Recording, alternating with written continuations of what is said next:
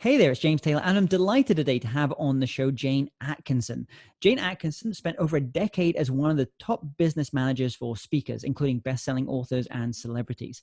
Jane is the author of 4 books, including The Wealthy Speaker 2.0, The Epic Keynote, and The Wealthy Speaker Daily Success Planner and Journal. She is also the host of the Wealthy Speaker podcast and recently founded the Wealthy Speaker School, which provides online courses, group coaching, and live events for all levels of speakers. She is known throughout the speaking industry as the speaker launcher. It's my great pleasure to have Jane with us today. So welcome, Jane. I'm so happy to be back in your world, James. Well, lovely speaking to you. So tell us what's happening in your world at the moment. Well, we are actually knee-deep in the Wealthy Speaker School. We're launching it again right as we speak. And so we're really excited about doing some great work with people. Mostly our school members right now are emerging speakers, but we do actually have kind of masterminds and things like that. But we're just really excited about the results that people are getting. So one thing I think I told you this before. When I very first started speaking a few years ago, my wife and I were traveling to one of my first speaking engagements, and it was in an island miles away from where we live, and we had this long journey, about 3-hour drive to this venue for this speaking engagement, and we listened to the Wealthy Speaker audiobook the whole way there and the whole way back. So when I said to my wife today, I said, I'm speaking to Jane Atkinson. She said, oh, that's that woman on the journey, the car journey we went as well. So you have inspired so many speakers and helped them really basically kind of go on that journey and take that first step. So how does that feel being being known now as a person who's launched many speaking careers? You know what? It feels amazing. And the team and I are often reiterating, what is our purpose? What are we doing here? What is the work? And it's about helping speakers and their families live the lives of their dreams. And how cool is that? I mean, who wouldn't love Absolutely. that? It's amazing. It's an awesome thing. And when people, write me letters and emails and reach out to me on social media and tell me how they're living their dreams, that is very, very exciting. It makes my day every time I hear something. Now, for people that don't know your background, you were a manager, a business manager for speakers, and Mhm. also you an agent at one of the top bureaus as well. So, kind of take me back to that time, the kind of work you were doing at that point. Sure. So the first 15 years of I'm going to stop it at 30 years because once you get to 40, it just sounds really old. So the first 15 years of my 3 decades in this business started managing speakers. I was an agent, was my first job. Basement office, straight commission for 3 years. We doubled my speakers business every year for 3 years. And then I got recruited out to more of a corner office with a view in Vancouver. And we doubled his business every year for a few years. And then I got recruited down to Dallas. And in the Dallas situation, I was able to work also under the roof of a speakers bureau for 6 years. And that gave me a real bird's eye view of how it feels to be on the receiving end of information from speakers. Back then, people were sending out packets of information with videos. And that was really an interesting and eye-opening experience, which I've been able to really use in everything that I've done since then. I remember a few years ago you published a report which kind of looked at it was kind of a state of the union, a state of the speaking industry, about some of Mhm. the numbers as well. How are you feeling about the speaking industry just now? Is it a good place? Is it going up? Is it going down? Should we be fearful for what's going to be happening as speakers? Where are we at? Well, the goal is to kind of recession-proof yourself by having a product that really helps to solve a problem, by having something that people really can use to provide a solution for themselves. And so I had this conversation with one of my clients, is a really smart financial analyst, and so we talked that through, how to recession proof your career, on one of the podcasts. But I feel like things are really, really good right now, and that on the horizon, I see more good kind of immediately. Here in Canada, we are expecting a recession to come, and so we need to really look at what can we be doing if, how do we shore it up?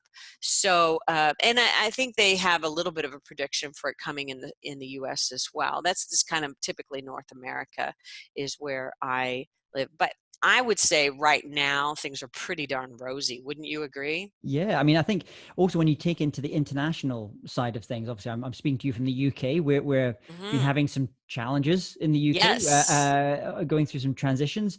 Obviously, there's definitely a sense in North America. It's been going up for so long. Hmm. Everything What changes. comes up What must comes come up, down. yeah, and so there's a kind of rebalancing there. But Yep. at the end of last year, I spent a lot of my time speaking in the Middle East and Asia, and I go to some of those, even some of the newer upcoming countries, and you see how much demand there is there, and Yeah. where a lot of those big conferences that used to be the global conferences that used to happen in New York or London or maybe Paris, where they bring all those senior executives together from the global company, used to be in those places, but increasingly they're in Shanghai, or they're in Mm. Beijing, or they're in Singapore, or they're doing more of those kind of incentive tours into parts of the Middle East. So I think it's the world is your oyster, I guess, Hmm. as a speaker just now. So it does feel pretty good, It does feel pretty good right now, and let's and prepare. let's see where it goes. So what you're also suggesting there, and I know this is Co- you work with speakers on, is that I guess I would call it like a Ray Dalio, the hedge fund manager, calls about creating an all-weather fund. So regardless of Mhm. where the market goes up or down, you can have that, which is about in finances, kind of asset allocation. Yep. So not having some money in bonds, having cash, Beautiful stocks, advice. all those And things. when you can diversify where your income is coming from, then you're not quite so dependent on the meetings industry.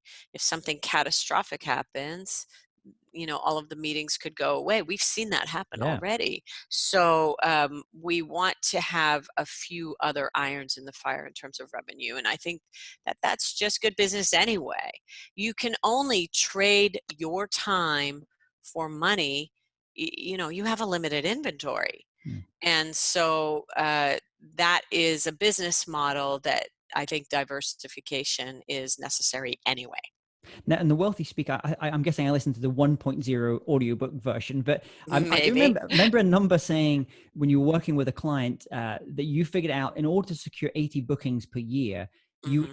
make 40 to 50 calls per day. Per day. How has that changed? How are things different now? I think what's changed about it is it may not be calls, it may be emails. I think that the business is still a numbers game, and I think we're calling it differently. We're maybe calling it touches. Hmm. We want to reach out and land in somebody's email basket with something that leads to potentially a phone call. And we're planting seeds, and it may be that they don't need us at that moment, but hey, now we're there. And so that's still the goal, is to be planting a significant number of seeds every single day. 40 to 50, the numbers, I knew those numbers well because that was the calls I was making firsthand. But I do see my clients who are the most aggressive at their numbers having the best results. It's Yeah, still a we, we numbers we game. we have two boards up in our office. one Aha. one is and one has all those kind of the big broad numbers in terms of pitches and holds and confirmed and all those kind of things, and then we have another kind of set of numbers. And I see this is kind of something which I know you work a lot with, is kind of taking speakers who are maybe sitting at the 80 to $100,000 from their speaking, which is, I guess, is the kind of the average. $120,000, I think, is about the average just from the speaking side, Hmm. maybe other things, but then taking them up to that first $1 million year Yeah. as a speaker. So how does that speaker's business look different when going from 100,000 to $1 million? Is it 10 times as much work, 10 times as much pitching, or what's going on The there? goal is that it's not 10 times as much work because you have systems in place to keep it all running. So that great example that I'm sure I've mentioned to you before, you might have heard me talk about, is Kendra Hall. Yeah. She first got started and she decided, okay, my mission is I'm going to send out 600 emails and I'm going to get some business from that. So she did it, and she did get a lot of business, and she went out and played all those dates. So she went and actually delivered all the speeches, and at the end of it, she realized she had no more in the funnel. So she thought, oh, I have to send out 600 more. So she did 600 more. But now, fast forward several years later, and she's way past the $1 million mark. She's got a best-selling book on the New York Times list and 20 or 30,000 Instagram followers. Now she's got a machine that keeps it all running while she's gone. Mm. So it could be that you go to a system for how you are talking to your list, your fan base of clients, that you're connecting with them on a regular basis, whether it be a once a week, something that drops in their in basket or something, a blog. It could be a podcast. There's lots of different ways that you can do it. But the goal is that you commit to the timing of it and you do it on a regular basis. So that's a system. And she would have a lot of different systems going on in her business now, including her social media, going out on a schedule. All of this, what was maybe in the first 100K kind of hard work and hustle and maybe a little bit haphazard, then becomes very much processes and systems that can take you to that next level. Does that make sense? Yeah, it almost reminds me, there was that wonderful book, the EMyth Revisited, Michael E. Gerber book. That's right. And I wish someone would write that book, but for speakers. Yes. Something which is, because often people coming into the industry, there's obviously a glamour, I guess, of the speaking industry. But as you were saying there, as you get a bit further in, there's still huge amounts of fun, and you give all this value to audiences. But you do require those systems to work, even when you're on stage or when you're on a plane or when you're sitting at an airport lounge. Yeah, most people love when they're on stage and getting the glory, but they don't actually, and maybe this is why there's a lot of people maybe in the 0 to 60 range, 60K range of income, is that it's kind of like a hobby for them. They haven't really thought about it as a business yet. But Yeah. that's something that we need to get to. And once you really learn. So my first, many years in the business, I understood how to run a speaking business. And in the last 7, I've been really very much focused on learning how to run a business. Doesn't matter what Yeah. business it's in. So I'm learning from lots of people outside of speaking on how to run a business. And so you talked there about the systems. What about the team? Maybe when a speaker just getting started on their own, it's just Yep. them, or maybe they have a virtual assistant, for example. Yep. How does the team change going from that 100,000 to $1 million? I think you're probably going to have specialists, and like they say, hire generals, not soldiers. And so if we were looking at say, you're going to have social media and you're going to have I have someone who does all of my Infusionsoft work, which means that they really are responsible of how my brand lands. And so they do all of my communications as well as all of my social media. And so you want to have people in the positions who are the best at doing those things. If you have a podcast, your podcast team needs to be the people who are really great at podcasts, and so on and so forth. I think what you'll do in the early days is you'll have one VA or 1 or 2 assistants who kind of helps you with everything. And I think eventually you'll start to see that you want to get more specialists in their areas so that you're getting better and better quality. And you mentioned Infusionsoft there, which is a CRM, customer relationship management software. what other types of systems or kind of products do you tend to find those speakers at that level? If you can like broad kind of titles like CRM, and they're going to have this, what other things are they going to have? Right. So we would have, and there's some guys at a company called Speaker Flow who are really great at setting up systems for speakers. I'll give them a little plug. Okay. And they put the CRM at the center of it. Then there might be a communication tool for you and your team. We use Slack. We also tie all of our projects to Asana, and all of the team communicates within Asana when it's project work. We only use Slack for like one-off communications about, hey, did you see this, yes or no. And so the Slack really reduced the email significantly. That's like an instant messaging service. But the Asana is where we put all of our project work, and those are all really tied together with various, broken down into threads. And then if all of that connects and works with your CRM, then you're kind of in good business. But then we also have, like, what about the back end of a speaking event? What is the checklist that happens before, during, and after the event? A lot of people will use eSpeakers to develop the checklist, and eSpeakers is designed to manage an event brilliantly from beginning to end. So these are all different kind of systems, and it's kind of how they talk to each other or don't. Yes. Sometimes how you kind of manage Sometimes those they things. talk to each other. So, for instance, your CRM, we recommend Karma, sometimes Karma CRM for speakers.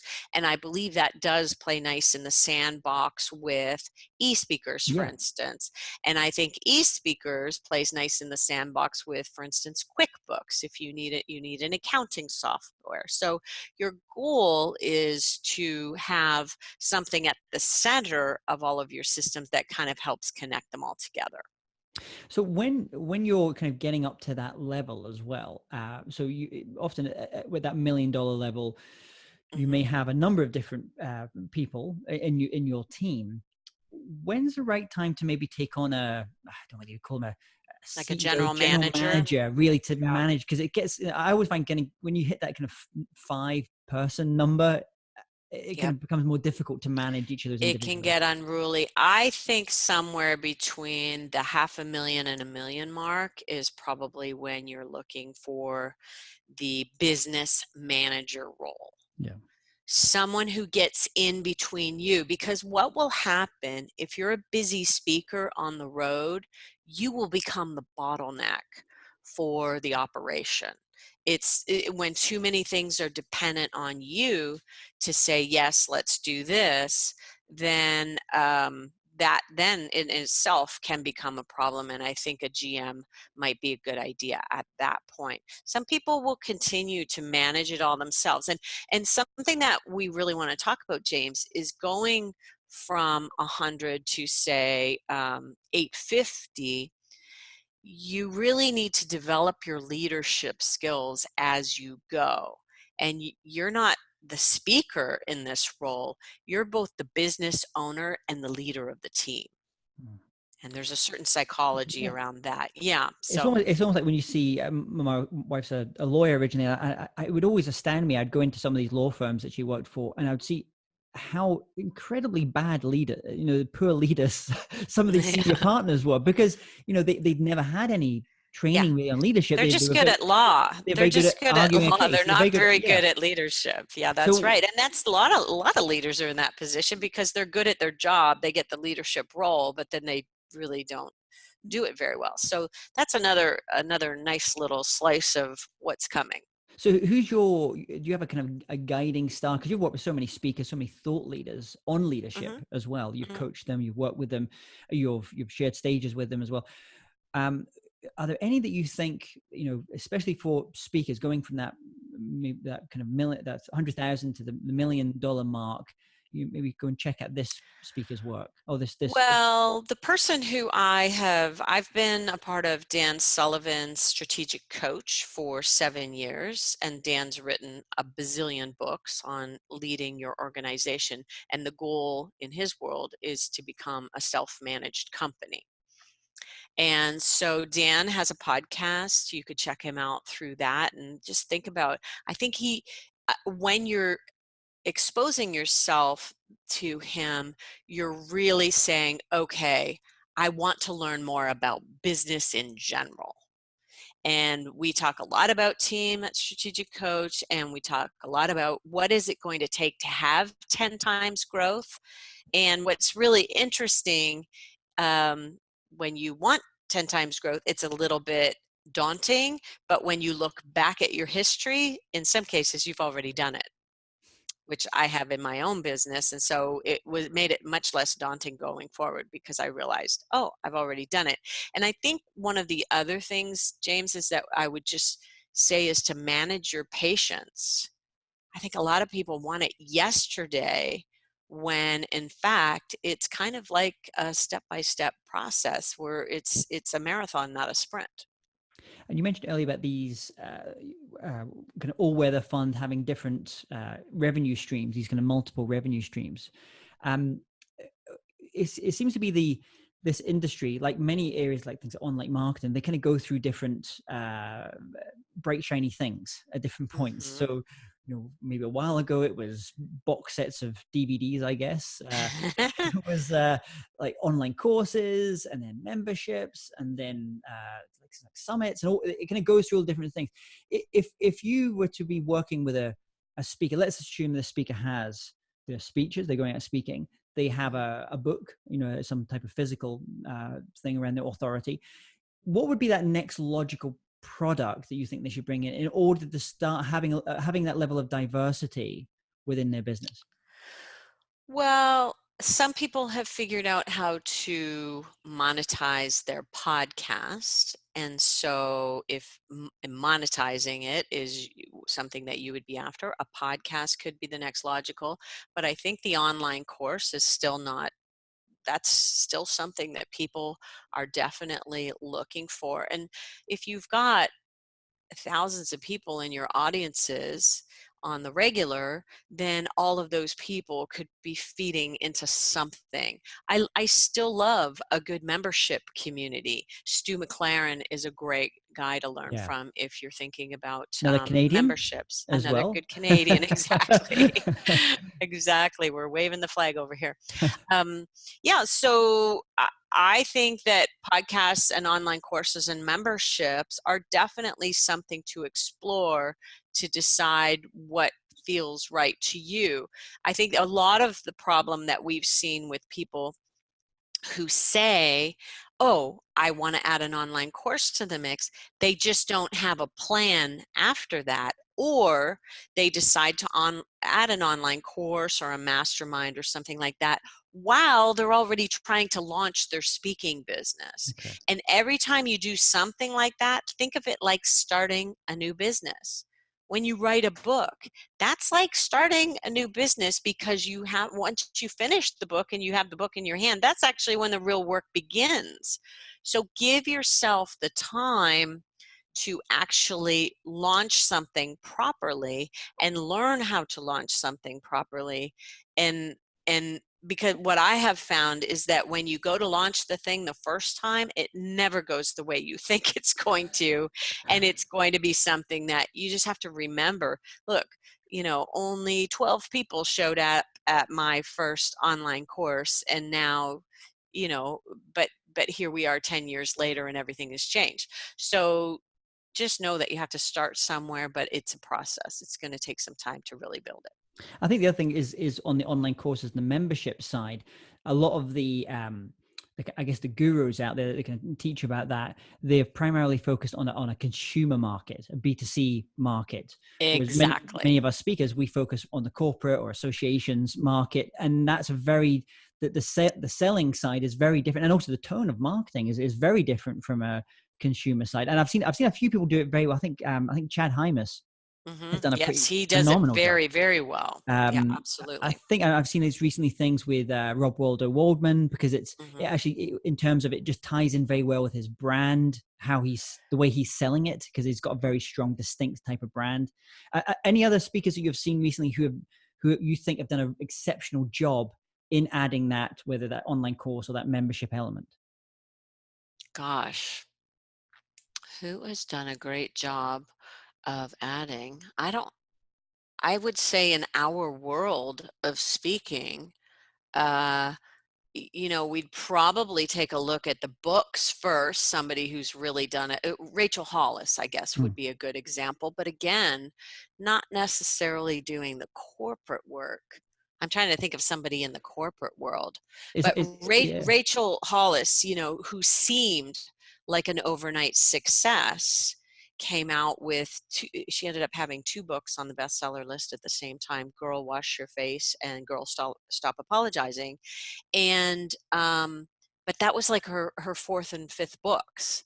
So everybody thought she was just new on the scene, but she had been working for probably 15 years before that actually came to be. And then she started doing her own big live events. Live events are another thing that are something that people could potentially do. But really know your market. Like if you live and kind of breathe in and around insurance or financial services, really know, how do these people like to consume? And the more you can test that and really have your audiences answer those questions for you, the easier it will be to decide what you should be doing next. So what's next for you then? You've got the obviously the Wealthy Speaker School that's going great guns at the moment. You've got the books. I know I think it was last year you launched the Success Planner in Journal. So if people don't know about the planner in journal, what's that all about? What's the next kind of 12 months look like for you? Well, we have the Daily Success Planner and Journal. That's something that allows you to get into a real set of intentions at the very beginning of every single day. And the goal is that you're setting your day off on the right foot to have the best success. And so we love, love, love that product. But really, where we're focusing next is called our Inner Circle Mastermind. And it's everybody who comes into our world under any of the umbrellas is now becomes a part of the Wealthy Speaker School at the same time. But our mastermind is for people who are on that mission to go from the first 100K up to 5 and then 850. And we have a lot of people in there right now who are doing it. And the difference between the school and that is that I run the small classes that we have, and they also get some one-on-one private coaching with me. So it's really been fun to watch the people who have been with us. I think maybe we've been doing it for about 3 years now, and we've got some of the same people who are really seeing terrific results. Fantastic. And yeah, that's probably what we'll be focusing on next. And it's interesting. Whenever I've seen awards for speakers, very often you'll hear those speakers crediting the masterminds that they're members of, That's which right. because you kind of have those in the background. You often see it's almost like artists, like in the 1920s, you had a whole bunch of artists suddenly came out. It seemed like from nowhere together, or a bunch of A writers. group of, Yeah, yeah, you're right. it's a Like a group of tribe. 7 or something like that. Exactly. Yeah, Yeah, I think that when, because it's not just me leading these mastermind calls, it's actually them sharing with each other as much as anything. And we actually have a lovely man, Brendan Hall, who's from the UK, who was just sharing last week how he had spent some money on advertising and how that had exploded his business. And when people are getting results and then they share that with other people, then they can say, okay, well, what's my version of that, and go and try it as well. That is so exciting. yeah. My role is there as the guide, and I love to see that happen. So we'll be mentioning some of these things just now. Where's the best place for people to go to learn all about Speaker Launcher and everything you've got going on at the moment? I think probably wealthyspeakerschool.com is a really good starting place for people. And like I said, we've got different levels of the school, including mastermind and even all the way up to private coaching. Fantastic. We're going to have all these links here as well. Jane, thank you so much for coming on today. You were a huge inspiration for me getting started in this business, and I continue to learn from you through your podcast and everything else that you've got going on just now. And I wish you all the best this year. My pleasure, James. Thank you so much. And I love watching you as well.